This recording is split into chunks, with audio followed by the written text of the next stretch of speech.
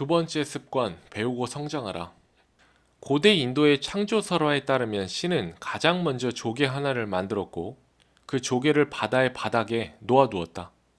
조개는 그 고요한 심해에서 생동감 없는 삶을 살았다. 하루 종일 입을 열어 약간의 바닷물을 흘러 들어오게 한 다음 다시 입을 닫는 것 외에는 할 일이 없었다. 그 다음 신은 독수리를 창조해 하늘을 날아 가장 높은 산의 정상까지 올라갈 자유를 주었다. 독수리는 마음만 먹으면 어디에든 도달할 수 있었다. 단, 이러한 자유를 누리기 위해서는 한 가지 대가를 치러야만 했다. 다시 말해 독수리는 날마다 먹잇감을 얻기 위해 투쟁해야만 했다. 독수리에게는 아무것도 거저 주어지지 않았다. 새끼가 있는 독수리는 충분한 먹이를 마련하기 위해 해가 져도 사냥을 해야 했다. 하지만 독수리는 그 대가를 기꺼이 치렀다.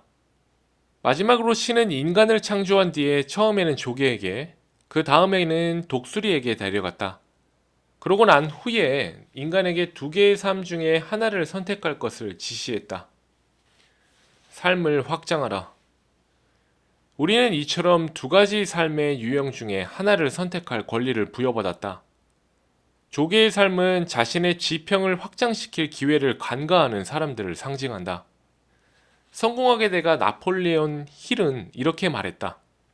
어떤 사람들은 과식 탓에 일찍 죽고 어떤 사람들은 과음으로 일찍 세상을 뜬다. 또 어떤 사람들은 할 일 없이 빨리 늙어 죽는다. 독수리의 삶을 선택한 사람은 분명 쉽지 않은 길을 가야 한다. 이 험난한 길을 완주하는 방법은 하나밖에 없다고 위너들은 설명한다. 당신은 배우고 성장할 기회를 얻으면 진심으로 기뻐하는가? 그렇다면 당신은 독수리의 자유를 선택한 사람이다. 성공하는 사람들이 왜 한결같이 탐독가인 줄 아는가? 배우고 생존하고 번영하고 확장하는데 독서만큼 가성비가 좋은 방법이 없다는 것을 잘 알고 있기 때문이다.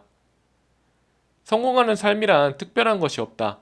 똑같이 주어진 시간 안에서 더 많이 배우고 더 많이 성장하는 삶. 그것이 가장 성공한 삶이다. 성장은 유전자 코드의 핵심이다. 살아있다의 정의는 무엇인가? 바로 성장한다는 것이다. 그렇다. 살아있는 모든 것은 성장한다. 바닷속 산호를 떠올려 보자. 산호가 성장과 변화를 멈추면 죽어있는 돌일 뿐이다. 따라서 성장은 생명의 원칙이다. 키가 자라고 몸무게가 커지는 단순한 물리적 성장이 전부가 아니다. 목표를 향한 성장, 즉 진화해 나가는 것이 중요하다. 진화는 생존 능력을 키우기 위한 성장, 발전해 나가기 위한 성장이다. 아이들을 관찰해보라. 그러면 평생에 걸쳐 성장하고 배우는 것이 인간의 본성임을 알게 된다. 아이들은 끊임없이 탐구하고 새로운 것에 겁없는 호기심을 나타내고 적극적인 경험을 강렬하게 추구한다. 아이들은 모험을 즐긴다. 몸을 사리지 않는다. 재미있고 신이 나기만 하면 넘어져 무릎이 까지는 것쯤이야 문제가 전혀 되지 않는다. 내가 지금껏 만난 위너들은 모두 아이들처럼 뜨겁게 배우는 사람들이었다. 그들의 독서는 조용하지 않았다. 그들의 독서는 요란하고 맹렬하고 활기에 넘친다. 마치 책을 통째로 씹어먹는 괴물 같다. 사람들과의 토론을 즐기고 그 누구보다 퀴즈를 좋아한다. 찾아낸 답이 오답일지 몰라 내놓기 망설이는 행동 따위는 꿈에도 하지 않는다. 그들은 끊임없이 뭔가를 읽고 쓰고 내놓는다. 더 나은 답과 결론이 나타나면 과거의 답을 거리낌 없이 휴지통에 던져버린다. 위너들은 말한다. 배움과 성장을 즐기는 사람이 성공할 확률이 높은 이유는 그 과정을 통해서 인생을 수정하는 것이 두려움이 아니라 얼마나 즐거운 일인지를 알게 되기 때문이다. 배움과 성장이 없으면 변화는 일어나지 않는다. 입을 여닫는 일로 평생을 보내는 조개는 변화가 어떤 말인지조차 알지 못한다. 위너들은 다시 말한다. 배움과 성장을 멈추면 삶은 공허해진다. 욕구가 충족되지 않기 때문이다. 충족되지 않은 욕구는 삶의 기쁨과 에너지를 앗아간다. 배움과 성장이 정지한 상태란 존재할 수 없다.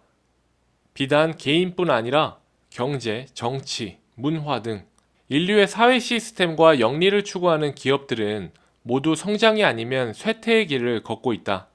일정한 수준에 이르러 이제 그만 성장해도 될 것 같다는 생각을 갖는 순간부터 지구상의 모든 것들은 취약해지기 시작한다. 위기 경영의 대가인 에드워즈 데밍 박사는 이렇게 말했다.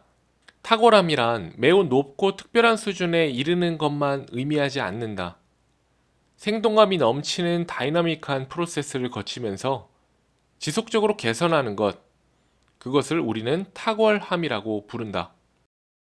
배움과 성장은 인류 진화의 근본 원리다. 이를 거스르는 사람이 성공하는 사례는 없다. 나아가 배움과 성장은 인간의 삶의 진정한 의미다. 위너들은 말한다.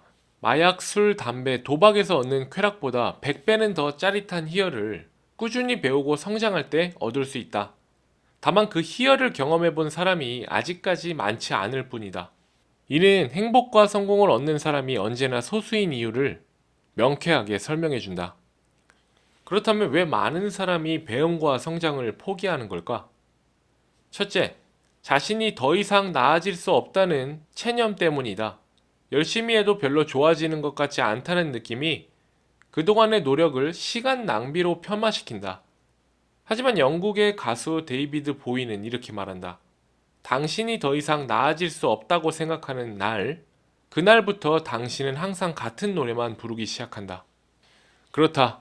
삶이 나아지지 않는 이유는 삶이 앞으로 나아가지 못하고 계속 같은 자리를 맴도는 이유는 당신이 더 나아지지 않을 것이라고 생각하기 때문이다.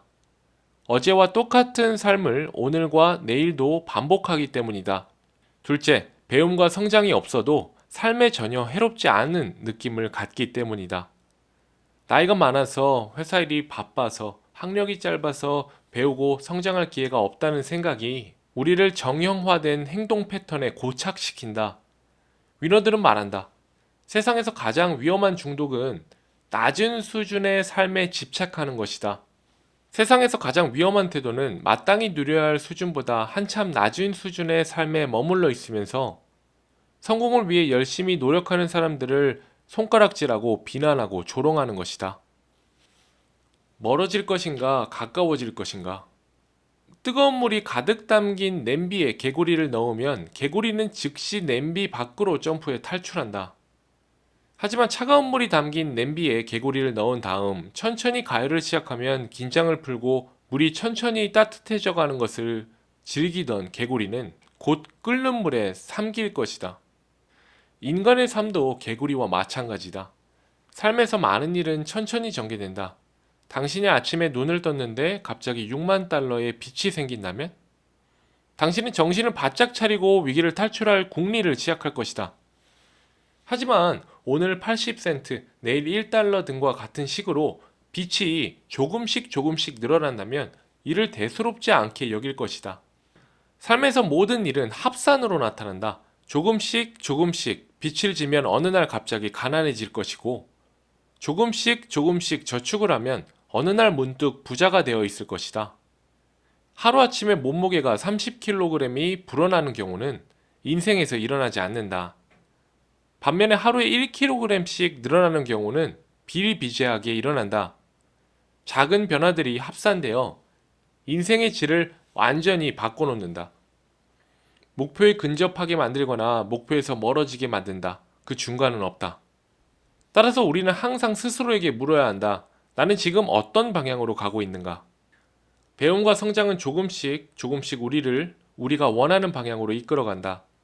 우리가 오늘 사과 하나를 먹든 초콜릿바를 하나 먹든 좋은 책을 한 권 읽든 TV 드라마를 보든 10달러를 절약하든 10달러를 써버리든 간에 지금 당장은 아무런 차이가 없어 보인다. 하지만 10년이 지나면 이 둘 사이의 커다란 차이가 눈으로 뚜렷하게 확인된다. 초콜릿, 드라마, 그리고 지출은 비만, 단편적인 사고, 빈곤으로 이어진다. 과일, 좋은 책, 그리고 절약은 건강, 지식, 경제적 안정으로 이어진다. 삶은 우리가 내린 모든 결정의 총합이다. 1%의 기적. 미국 농구 역사상 가장 성공한 코치는 팻 라일리다. 1986년 그가 맡았던 LA 레이커스 팀의 선수들은 아무리 노력해도 더 이상 성적을 끌어올릴 수 없을 것이라는 우울한 체념에 물들어 있었다. 팻 라일리는 선수들에게 이렇게 말했다. 각자 1%씩만 기량을 끌어올리자. 1%는 코웃음이 나올 만큼 작은 수치처럼 보였다. 하지만 라일리는 선수들에게 다음과 같은 계산을 보여주었다. 우리 팀의 12명이 농구의 5가지 요소에서 각각 1%씩 기량을 향상시키면 팀 전체의 경기력이 무려 60%나 증가한다. 농구 같은 팀 경기에서는 10%만 끌어올려도 충분히 우승할 수 있다. 라일리의 말에 선수들은 점점 자신감을 보였다. 1%는 달성 가능한 목표처럼 보였다. 마침내 팀은 어렵지 않게 우승을 거머쥐었다. 인생도 마찬가지다. 농구 경기가 5명이 뛰는 팀 스포츠인 것처럼 인생에도 5개의 포지션이 존재한다. 건강, 인간관계, 재무 상태, 감정 상태, 그리고 직장 업무에서 1%씩만 그 효율성을 올리겠다는 결심을 해보아라. 1년만 일을 꾸준히 실행에 옮길 수 있다면 당신의 삶의 체력과 실력은 정상권에 올라 있을 것이다. 마법의 물약. 프랑스 애니메이션 아스테릭스의 주인공인 아스테릭스는 마시면 슈퍼파워가 생기는 마법 물약이 다 떨어지자 그 레시피를 찾기 위해 모험을 떠난다. 당신에게도 성공하려면 마법의 물약이 필요하다. 그것은 다름 아닌 당신에게 무의식적으로 강력한 영향을 미치는 독서, 일기 쓰기, 세미나 참석, 산책과 운동이다. 이 약들은 어려운 상황이 닥칠 때마다 당신을 구원할 것이다. 위너들은 말한다. 퀴즈 대회에서는 현재 라운드의 정답을 맞춰야 계속해서 다음 라운드로 진출한다. 인생도 마찬가지다. 한 계단 한 계단 올라서기 위해서는 계속해서 현명한 답을 제시해야 한다. 배움과 성장만이 그 답을 찾는 유일한 방법이다. 우리에게는 본보기가 되어주는 사람, 영감을 주는 책, 실수를 반성하고 자신감 회복을 돕는 일기가 필요하다. 새로운 길을 제시해주고 동기를 부여해주는 세미나와 강연이 필요하다. 배움과 성장은 결코 우리를 배신하지 않는다. 매일, 매주, 매달, 매년이 지날 때마다 과거의 자신과 멀어지면 멀어질수록 그만큼 당신이 원하는 모습에 가까워진다. 아스테릭스처럼 마법의 물약을 찾아 모험을 떠날 필요가 없다. 당신이 간절히 원하는 마법의 물약은 언제나 당신 곁에서 당신을 기다리고 있다.